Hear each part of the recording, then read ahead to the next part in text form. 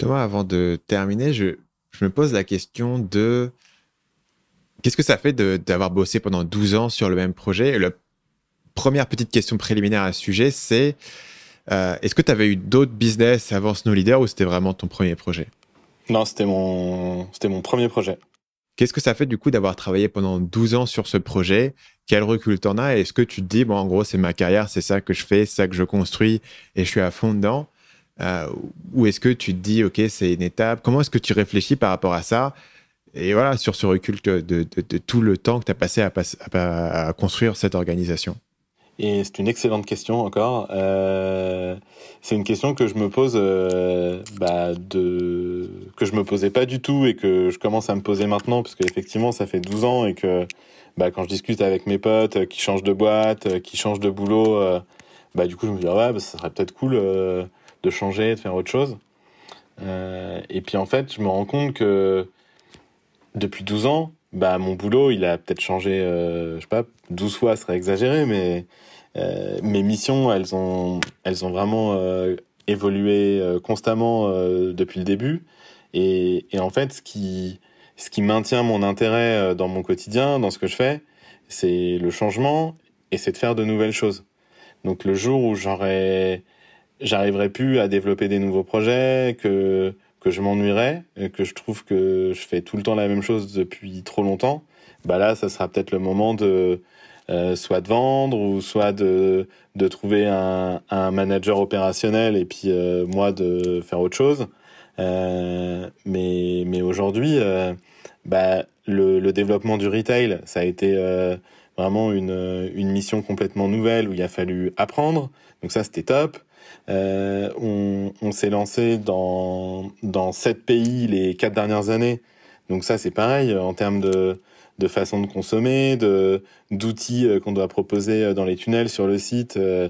C'est beaucoup d'apprentissage. La levée de fonds, tu l'auras compris, la finance, c'est pas mon domaine de prédilection, mais c'est aussi des moments où tu apprends énormément. Dans les roadshows, quand tu vas pitcher auprès des fonds, même si c'est pas toujours très agréable, t'en retires toujours quand même du savoir et des idées pour pouvoir continuer à développer le projet. Aujourd'hui, on était plus en manque de temps et de cash pour pouvoir développer les projets qu'autre chose. Donc maintenant que la levée de fonds elle est réalisée, on a vraiment les moyens de nos ambitions et je m'éclate et ouais, pour l'instant j'ai pas envie d'arrêter quoi. Tant que ça me plaît et que je prends du plaisir et que je me lève tôt le matin pour pouvoir faire tout ce que j'ai à faire dans la journée, je continuerai. Et cette petite voix qu'ont beaucoup d'entrepreneurs qui te fait dire, ah tiens, j'ai une nouvelle idée, je vais faire ça en parallèle, je vais mettre un truc sur ce projet, je vais mettre une bille ici, une carte ici, je vais investir là, je vais jouer le business angel. Tu l'as cette petite voix ou tu l'as pas? Et si tu l'as, voilà, comment est-ce que tu fais pour la mettre de côté? Et je l'avais pas trop parce que j'avais pas forcément non plus les moyens de pouvoir le faire. Maintenant que d'un point de vue pouvoir d'achat, je sais pas comment on dit, ça va un peu mieux. Effectivement, ça commence à un peu plus me titiller. Donc pour l'instant, je suis pas passé à l'acte, mais ouais, je suis pas loin de le faire.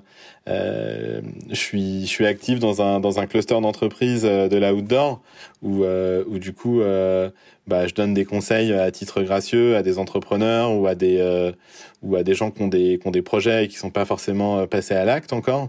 Et c'est vrai que voilà, des fois quand je vois des beaux projets passer, je me dis ah putain là ça serait cool de pouvoir passer à l'acte, mais pour l'instant pas fait encore, mais ça ne serait tardé.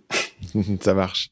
Salut, c'est Stan, j'espère que vous avez apprécié cet extrait du podcast Marketing Mania. Bien sûr, vous pouvez retrouver l'ensemble des épisodes du podcast, y compris les instructions sur comment vous abonner sur l'application Apple Podcast ou sur votre téléphone Android en vous rendant sur mon site à l'adresse marketingmania.fr/podcast. Je vous ai mis le lien dans la description de cette vidéo.